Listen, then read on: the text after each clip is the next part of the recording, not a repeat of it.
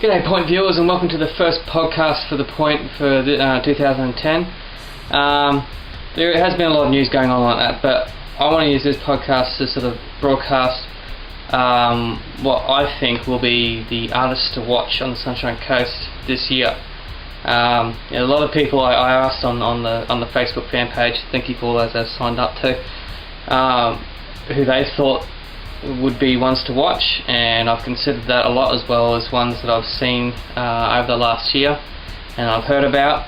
So if I'm missing someone on here on this list, and that just because this will be going on the Facebook fan page as well, so just put down who you think would be ones to watch, and I'll go check them out.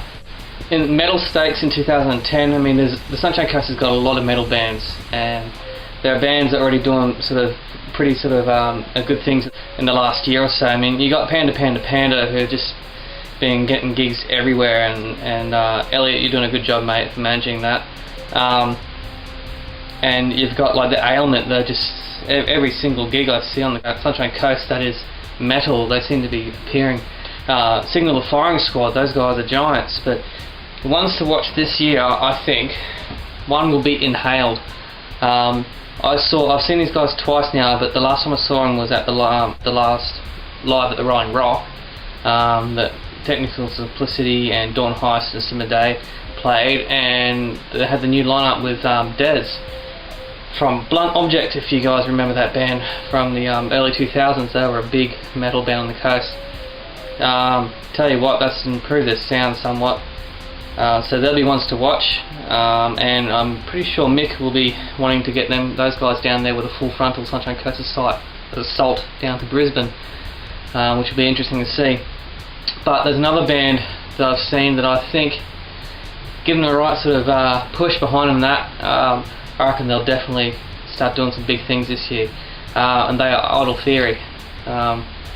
These guys I've already reviewed the demo they did, and I even spoke to Adam about it. He's the singer, and basically I said that they had a really cool sound. It reminded me a lot of sort of Morning Tide, those Gold Coast Titans of sort of the metal, glam metal, I don't know what you call them, but they've got a very similar sort of sound, but with a bit of Pantera-ish sort of stuff thrown in there too. So keep an eye out for those guys. If you haven't seen them already, check them out. So we're going to check out a clip of theirs live from Sam's Tavern. I found this one searching YouTube. So this is Idle Theory.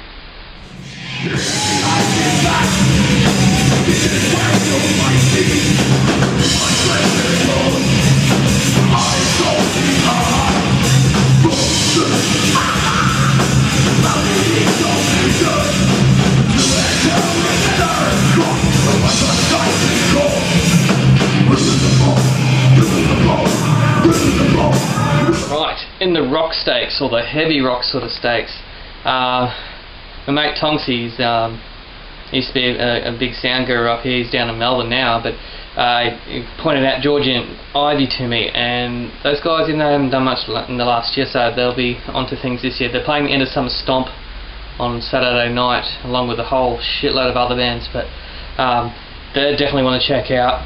The guys and girls from Translucid, they'll be doing some big things in Brisbane this year, I think, once Mick from MIA takes them down there as well. But one that's really sort of impressed me a lot is particularly the vocals in this band. Take Anthea. They're young guys, but man, this guy's got some pipes on him. So I found this one on YouTube again. This is Take Anthea. It's just some snippets from the Battle of the Bands gigs. So just see what I mean by this guy's vocals. They're awesome.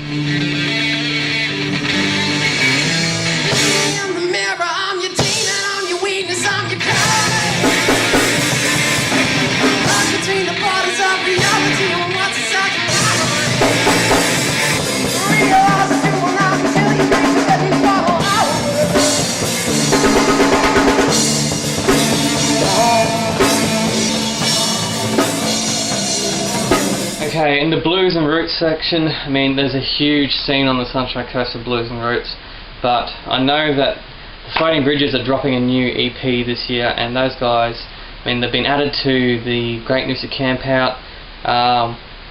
They're going to be doing massive stuff this year, so I know that you guys probably know that I'm a big supporter of the bridges, and the Point supports the bridges all the way through.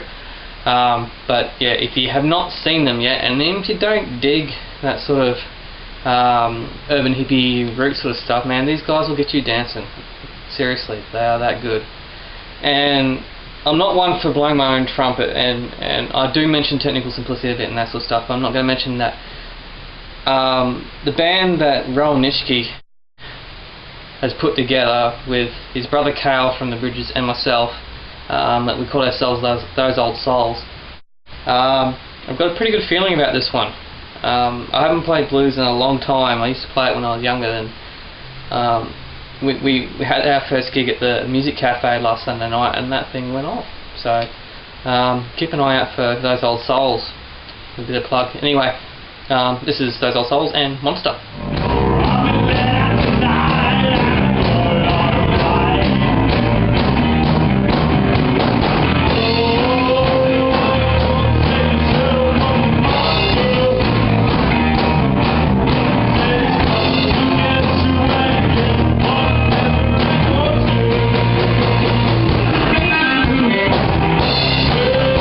Few sort of folky acts around the coast too, but I'm really interested to see what Emily Thompson will do when she finally drops her EP. Emily, hurry up and drop that EP. Clint, hurry up and push her to drop that EP. Really looking forward to listening to it and seeing what she can do. She does have another outfit called Blush, and I haven't yet to see them, but I will eventually drag my ass down and see you guys. So that's definitely one to watch. And in the sort of electronic artist hip-hop sort of category, the coast, I never knew, like I said in previous podcasts, had a huge sort of scene for this, but the Lady Throat Killers, they're doing some big stuff, so well done, Ron. But a group that really blew my mind when I went and saw them was The Outlook with Mr. Boykin. So I'm going to throw to an older clip of theirs, but man, even if you don't dig hip-hop, just have a listen to it. It's really cool stuff. The Outlook with Mr. Boykin.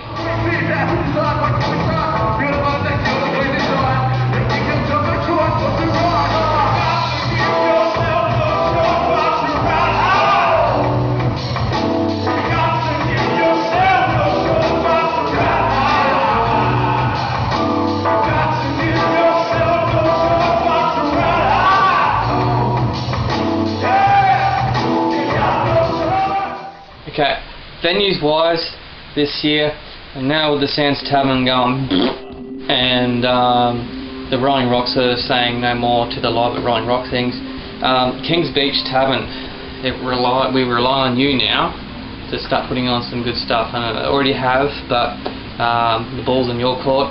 I'm interested to see what's going to happen with this mystery Nambour venue. Obviously the Black Box always puts on sort of the metal stuff, so the all-age gigs and that will be pretty safe. But there's got to be something else happening, so we'll be on the ball with that, I think. We'll just keep an eye out on some more venues that are starting to stir up. Okay. Gigs this week. I know it's the end of the week, but on Saturday night, End of Summer Stomp at the Kings Beach Tavern is going to be massive. You've got Grandma's Basement, I don't know how they've come back, but they've come back. They're a pretty cool band. I remember them from the bloody 90s, so they're pretty good. Fire Driver are playing. Dementia 13 are going. Take Anthea, who I mentioned before, are playing. Georgie and Ivy are playing. There's a whole stack load of bands. You should be able to see the posters all over the coast. It'll be a good night of music at the Kings Beach Tavern. Sunday night, you've got the last ever live at Rolling Rock, thanks to Mick from MIA Entertainment. Now this features Rob Stanley, so if you haven't seen this guy live yet, do it. I know it's Noosa, I know it's a long drive, but man, just go see him. He's one guy with an amp and he puts his backing track on and he just shreds the shit out of it. So go see him, and that's with Bloodspot and Electric Dynamite, two touring bands, thanks to Hostile Entertainment. But prior to that, Perugian Originals on Sunday as well, so these guys are back in the full swing of things, so support the Perugian Originals. There's Kingsfisher from Brisbane, they're like a reggae act, and there's heaps more other acts on the thing. It's a free event, it's behind the Surf Club of Perugian, in Perugian there. Until then, see you guys next time.